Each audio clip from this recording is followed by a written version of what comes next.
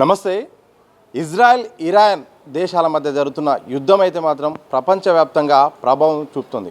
100 రోజులు పూర్తయింది యుద్ధం. మరి భారత్పై ఎలాంటి ప్రభావం ఉంది, అలాగే యుద్ధం పట్ల అమెరికా విధానాన్ని కూడా తెలుసుకునే ప్రయత్నం చేద్దాం. మనతో పాటు ఉద్యమకారురాలు విమలక్క గారు మనతో ఉన్నారు. అక్క, 100 రోజులు అవుతుంది యుద్ధం. చాలా దేశాలు కూడా మొత్తం సఫర్ అవుతుంది. ఒకసారి మీరు ఈ యొక్క 2 దేశాలది ఒకసారి చూస్తే ఎట్లా విశ్లేషిస్తారు? అసలు ఈ అగ్రదేశంగా పిలువబడుతున్నటువంటి అమెరికా నిజంగా అది పెద్ద మనసు చేసుకొని మిగతా దేశాలను చూసుకోవాల్సినటువంటి బాధ్యత ఉండాల్సింది. కానీ ప్రతిసారి కూడా ఏదో ఒకదాన్ని ఆసరా చేసుకొని యుద్ధాన్ని ప్రకటించడం, ఆ యుద్ధం ప్రభావం వల్ల మొత్తం ప్రపంచవ్యాప్తంగా ఉన్నటువంటి అన్ని దేశాలపైన చాలా సీరియస్గా ఆ ప్రభావం పడుతున్నటువంటి పరిస్థితి ఉంది. ఇప్పుడు 100 రోజులు పూర్తిగా వస్తుంది, అంటే 3 నెలలు దాటింది. ఈ యుద్ధ ప్రభావం వల్ల మన దేశంలో అన్ని దేశాలతో పాటు మన దేశం పైన కూడా తీవ్ర ప్రభావం పడినటువంటి పరిస్థితి మనం చూస్తూ ఉన్నాం. ఒకవైపున పెట్రోల్ డీజిల్ ధరలు పెరగడము, గ్యాస్ ధర పెరగడము, అంతేకాకుండా ప్రతి దానిపైన కూడా ఆ ప్రభావం చూపి మొత్తంగా అతలాకుతలం అవుతున్నటువంటి పరిస్థితి మనం చూస్తూ ఉన్నాం. అసలు దీనివల్ల ఎవరికి లాభం, ఎవరికి నష్టం అని అనుకుంటే పెత్తనం కోసం తప్ప వేరే రకంగా కాదు. అంటే నా గుప్పిట్లో మిగతా దేశాలన్నీ ఉండాలి, ప్రపంచవ్యాప్తంగా ఉన్నటువంటి అనేక దేశాలు ఏ దేశమైనా పర్వాలేదు, నా చేతుల్లో మాత్రమే ఉండాలనేటువంటి పెత్తనం కోసం తప్ప దేని గురించి కాదనేటువంటిది వాస్తవం. అందుకనే ఇంతకాలంగా కొనసాగుతున్నటువంటి ఈ యుద్ధ ప్రభావం వల్ల ఈ యుద్ధంలో కోల్పోయినటువంటి వాళ్ళు ఎవరు అనంటే ముఖ్యంగా మహిళలు అత్యధిక శాతం చనిపోయారు, పిల్లలు అత్యధిక శాతం చనిపోయినరు. వ్యవసాయ రంగం మీద కూడా చాలా తీవ్ర ప్రభావం పడింది దీనివల్ల.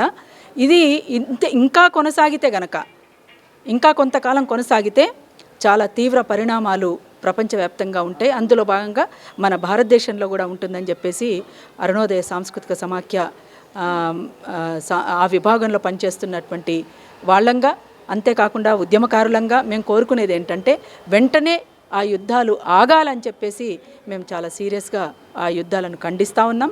ఇది ఏ మేరకు కూడా సరైంది కాదు. ఇప్పటికే ఇరాన్ పైన అనేక రకాలుగా దాడులు చేస్తూ హింసను కొనసాగిస్తూ ఉన్నటువంటి సందర్భంలో అసలు ఎంత నష్టం వాటిల్లిందో చెప్పనలేవి కాదు, అసలు మాటల్లో చెప్పలేం ఆ నష్టాన్ని. అందుకనే అంతేకాకుండా ఇక్కడ కూడా జరుగుతున్నటువంటి నష్టం కూడా అనేకంగా ఉంది. దీని ప్రభావం ఇంకా అంటే సంవత్సరాల కొద్దిగా ఉంటుంది. ఈ యుద్ధం వల్ల, ఇప్పుడు జరిగినటువంటి యుద్ధాల వల్ల దీని ప్రభావం కేవలం యుద్ధం జరుగుతున్నటువంటి సందర్భంలోనే కాదు, తర్వాత కూడా దాని ప్రభావం ఉంటుంది.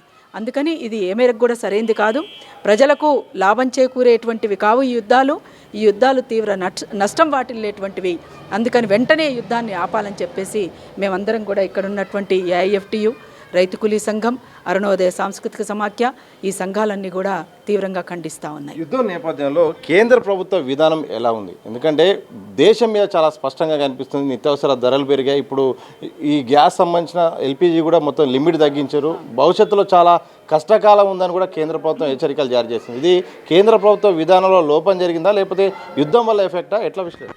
అంటే యుద్ధం వల్ల ఎఫెక్ట్ పడినటువంటి పరిస్థితి అన్ని దేశాలపైన కాకుండా మన దేశం పైన కూడా పడినప్పుడు ఈ దేశ పాలకులుగా ఏ బాధ్యత తీసుకోవాలనో ఆ బాధ్యత నిర్వర్తించలేదు. ఎందుకంటే ఆ యుద్ధానికి సంబంధించింది వెంటనే అమెరికా అధ్యక్షుడికి ఈ దేశ పాలకుల నుంచి వెంటనే పోవాలి సమాచారం, అసలు ఈ యుద్ధాన్ని ఆపండి, ఈ యుద్ధం వల్ల అనేక ప్రభావాలు చూపుతున్నాయి, అనేక నష్టం వాటిల్లుతుంది, కాబట్టి మీరు వెంటనే యుద్ధాన్ని ఆపాలని చెప్పేసి మేము కోరుతున్నాం అని చెప్పేసి ఈ దేశం నుంచి కూడా పోవాలి, ఈ దేశ పాలకుల నుంచి. కానీ ఈ దేశ పాలకులకు అసలు అదేవీ పట్టనట్టుగా ఏదో పైపైన 2 మాటలు మాట్లాడి కంటి తుడుపు చర్యగా వాళ్ళు మానుకోవడం అనేటువంటి జరుగుతూ ఉంది. అందుకని సీరియస్గా ఎఫర్ట్స్ పెడితే తప్ప ఇది సాధ్యం కాదు. అందుకనే ఇవాళ జరుగుతున్నటువంటి పరిణామాలన్నిటికీ ప్రధాన కారణం ఈ దేశ పాలకులు కూడా. అందుకని ఈ దేశ పాలకులు వెంటనే స్పందించి ఆ జరిగేటువంటి యుద్ధానికి సంబంధించినటువంటి ఎవరైతే బాధ్యత తీసుకున్నారో యుద్ధానికి, అంటే అమెరికా ట్రంప్కి సంబంధించినటువంటి విషయంలో అసలు ఎందుకు మిన్నకుంటున్నారో స్పష్టం చేయాల్సినటువంటి బాధ్యత కూడా ఈ దేశ పాలకులపైన ఉంది. వెంటనే స్పందించాల్సిందిగా కూడా మేము కోరుతా ఉన్నాం. Thank you. మొత్తంగా 100 రోజులు పూర్తి అయిపోయింది. ఒకవైపు ఇటు ట్రంప్ హెచ్చరికలు జారీ చేసినా కానీ ఇటు యుద్ధ ఆగాట్లు ఇలాంటి సందర్భంలో యుద్ధం ఆగాల్సిన సందర్భం ఉంది. ఇందులో భాగంగా భారత ప్రధాని మోడీ కూడా యుద్ధాన్ని ఆపేలాగా కృషి చేయాలి, అమెరికాపై కూడా ఒత్తిడి చేయాల్సిన అవసరం ఉంది. లేకపోతే మాత్రం ఈ యుద్ధ ప్రభావం అయితే మాత్రం ప్రపంచ దేశాలపై పడుతుంది. భారత్లో మాత్రం చాలా స్పష్టంగా ఇటు రైతాంగంపై పడుతుంది, ఇటు సామాన్య ప్రజలు కూడా నిత్యావసర ధరలు పెరిగిపోయాయి, అన్ని రకాలు కూడా ఇబ్బందులు పడుతున్నారు. కాబట్టి ఇదే సందర్భంలో యుద్ధాలు ఎప్పటికి కూడా నష్టమే. యుద్ధాలు ఆగేలాగా అందరూ కృషి చేయాలి. కేంద్ర ప్రభుత్వం అయితే మాత్రం ఈ విషయంలో వైఫల్యం చెందింది. ఇకనైనా కానీ ఎఫెక్ట్ కాకుండా ఆపాలంటే మాత్రం ఇక్కడ ముందు ఇరాను ఇజ్రాయెల్ సంబంధించిన అంశం విషయంలో మాత్రం భారత్ కూడా ఇన్వాల్వ్ చేసి ట్రంప్పై కూడా ఒత్తిడి చేయాల్సిన అవసరం ఉందని కూడా మలక్క గారు అంటున్నారు. చూద్దాం మరి యుద్ధం ఎక్కడి వరకు సాగుతుంది, ఎటువైపు వెళ్తుంది, మరి భారత పాత్ర మరి ముందుకెళ్తుందా లేదా అని మాత్రం భవిష్యత్తులో తెలిసే అవకాశం అయితే కనిపిస్తుంది. వీడియో జర్నలిస్ట్ ప్రశాంత్తో సతీష్, దిశ టీవీ, హైదరాబాద్.